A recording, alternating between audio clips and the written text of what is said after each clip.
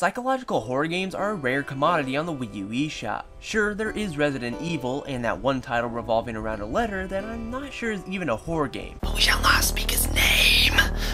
Indie studio Wales Interactive has brought something new and fresh to Nintendo's digital marketplace with their haunting, puzzling, sci-fi adventure title, Master Reboot. You'll be taking a journey through an atmospheric digital world where you upload your soul to the Soul Cloud, which is a giant computer server that holds the data of your soul and memories when you die. The problem is, when it's finally time for the protagonist to get uploaded into the server, something strange happens where you remember nothing about who or where you are. Setting out on a creepy adventure by reliving your old memories, you'll slowly but surely start to piece together your identity and find out what actually occurred in the real world for you to end up in the Soul Cloud. Now, when you think of horror games, you usually assume the game is filled with blood and gore, but interestingly, Master Reboot delivers an experience where you'll rarely encounter any violence at all. Rather, Reboot's creepy factor comes in the form of a moody, atmospheric world echoed by a tense, spooky soundtrack to keep you on edge, alongside some jump scares and the Soul Cloud's antivirus software that believes you're the cause of all the problems in the network. What makes it so stinking creepy is that the antivirus is a ghoulish, white-dressed young child with piercing fluorescent eyes that will constantly be waiting around corners in darkness and then disappearing at a moment's notice, like you're hallucinating. Yes, it's not exactly the most pleasant sight when you travel down a long hallway with flickering lights in an abandoned school and you find yourself looking into the face of death.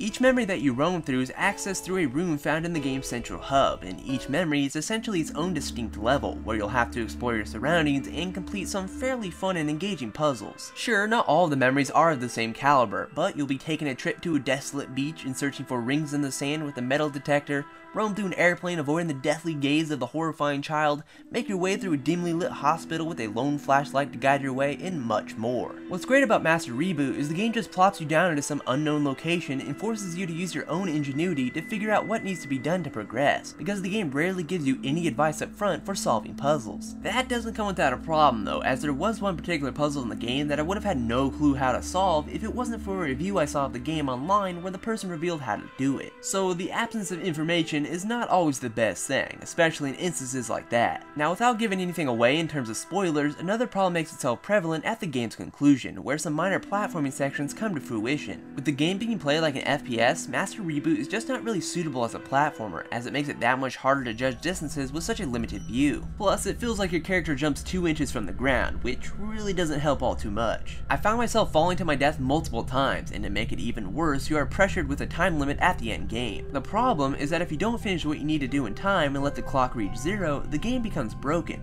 I think. I don't know if it is a bug or something that was done intentionally by the developer, since the game is called Master Reboot, but I had to quit the game a few times and start from an earlier part in the adventure, because the game would get stuck when I ran out of time. Other than those problems that crop up and a hit detection that feels a little off at times, the gameplay does have some diversity and requires you to use your brain at times, which, you know, is good. Visually, Master Reboot looks pretty great for a 3D game coming from an indie studio. Sure, it's not the most impressive game you'll ever see, as the world can definitely be blocky, and sometimes the pitch black in certain areas of the world can be a little overwhelming, but otherwise it's got a nice creepy atmosphere that works. What really makes this game tick though is its overall spooky soundtrack, and if you want to get the full effect, I highly recommend plugging in some headphones so you can have all the little details sent directly to your ears and become engrossed in the world. From hearing creepy children laughing, the rustling of grass or footsteps from people who are not even there, or just the sudden shrieks from violins, it will all send chills down your spine and keep you on edge, or even send you vaulting through the air from those well-placed jump scares. Master Reboot has an interesting way of handling its replay value, as almost every level has multiple blue rubber duckies hidden away somewhere for you to find.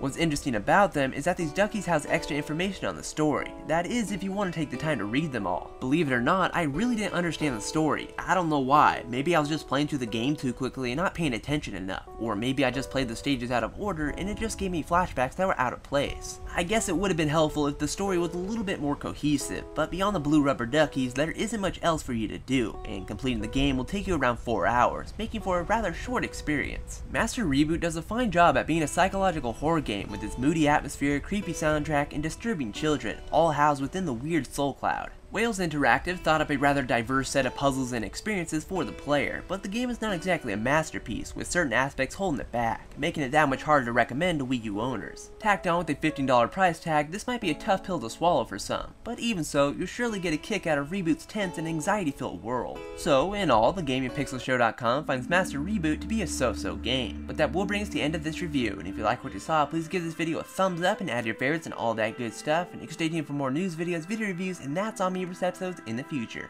But I will talk to you in the next video, guys. Bye!